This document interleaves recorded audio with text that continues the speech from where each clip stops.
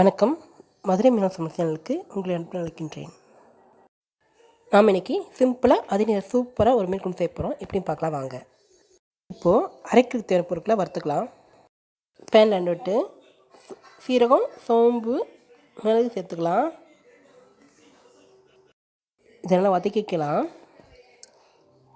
வதங்கிடுச்சு. இப்போ பூண்டு, இஞ்சி சேர்த்துக்கலாம். நல்லா வதங்கணும். எல்லா வீடுகளையும் பொதுவாக சொல்லுவாங்க, அம்மாவோட கைமணம் கை பக்குவம்னு.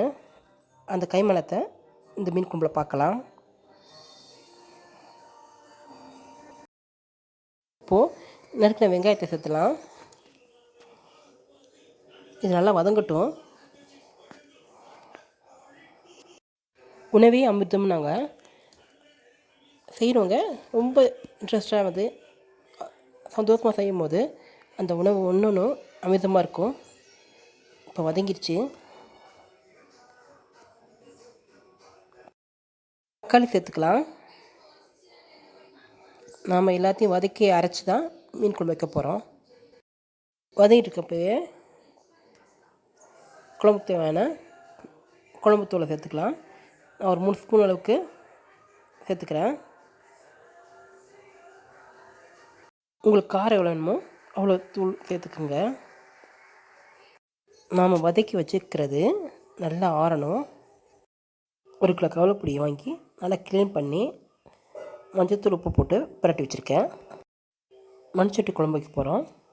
கடை எண்ணெய் ஊற்றி கடுகு, சீரகம், சோம்பு, வெங்காயம் போட்டுக்கலாம். இது நல்லா பொரியட்டும்.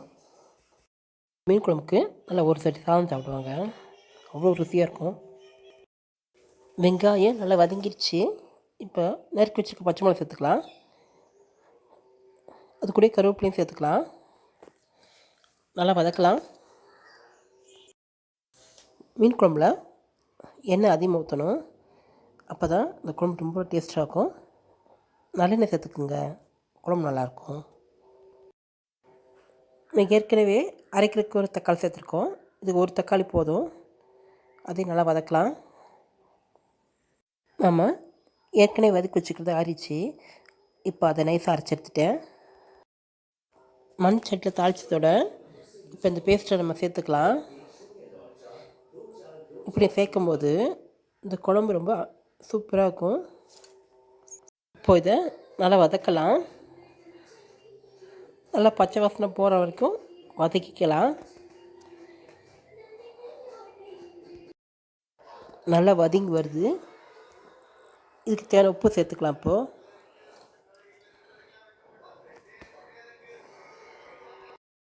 இந்த மீன் குழம்பு நல்ல புளிப்பு காரத்தோட சுவையாக இருக்கும். ஒரு முறை இதை செஞ்சு பார்த்தீங்கன்னா நீங்கள் எப்போ இதே மாதிரி தான் செய்வீங்க. இதை டேஸ்ட் பண்ணிவிட்டேன், சரியாக இருக்குது. உங்களுக்கு தேவைப்பட்டால் இன்னும் கொஞ்சம் மிளகாத்தூள் சேர்த்துக்குங்க.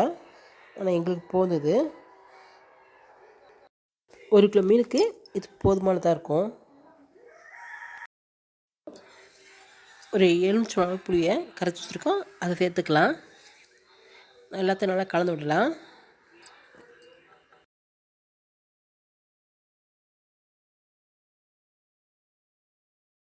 குழம்புக்கு தேவையான தண்ணி சேர்த்துக்கலாம்.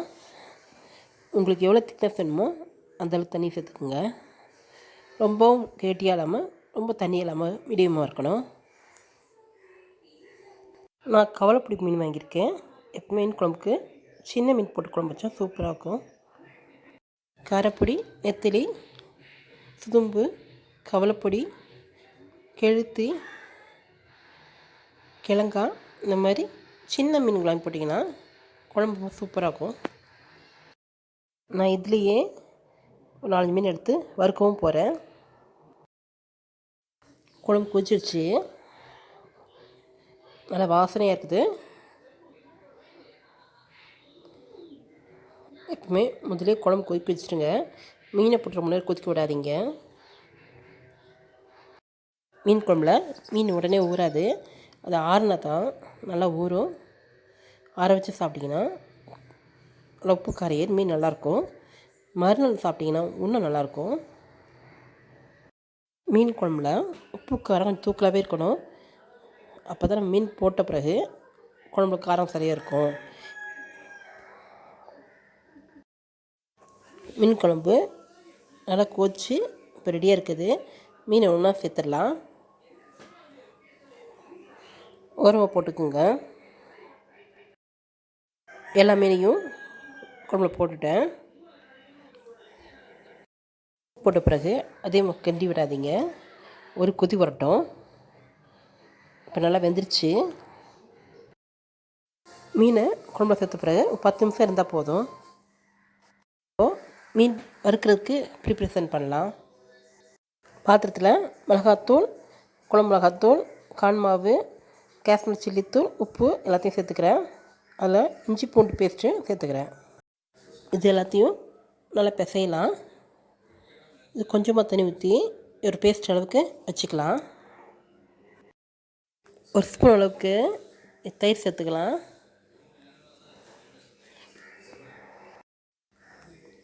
நல்லா பிசைஞ்சிட்டேன். இப்போது மீனை அதில் போட்டு நல்லா பரட்டலாம். எல்லா பக்கமும் மசாலா விட்டுட்டோம். ஒன்று ஒன்றா போட்டு பரட்டி வச்சுக்கிறேன். ஒரு ஸ்பூன் மிளகு, சீரகம், சோம்புத்தூள் சேர்த்துக்குங்க. கவலைப்பொடி மீன் ரொம்ப ஃப்ரெஷ்ஷாக ரொம்ப பெருசு பெருசாக இருந்தது. ரொம்ப சூப்பராக மீன் பார்க்கவே நல்லா இருந்தது. ஒரு 1/2 hour கழிச்சு வறுக்கலாம். மீன் தவாவில் எண்ணெய் ஊற்றிருக்கேன். மீன் எல்லாத்தையும் இப்போ போட்டுடலாம்.